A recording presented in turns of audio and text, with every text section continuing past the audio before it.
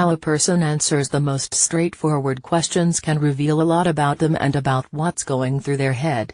Questions are used all around the world by psychologists to find out whether an individual is a genius or needs professional help, or both. Brightside has found the 3 key questions that can determine the personality sitting inside your head, the Mad Hatter or Salvador Dali.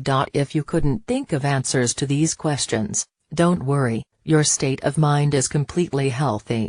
But if they turned out to be completely simple, then you may have an inclination towards psychological problems, and it may be worth seeking professional advice to make sure everything's okay. This kind of test is an example of the contraposition method, which is used to reveal the extent of someone's awareness.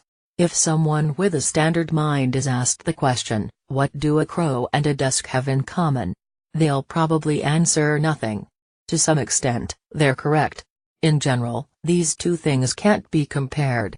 Someone with schizophrenia, on the other hand, immediately searches for less prominent, deeper connections between the 2 objects.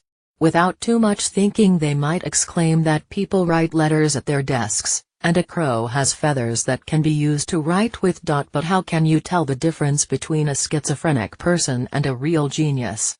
The difference is that the former will answer such questions immediately, whereas a genius will need to concentrate, discard the first, most obvious, and least interesting ideas that come into their head and come up with a truly unique answer.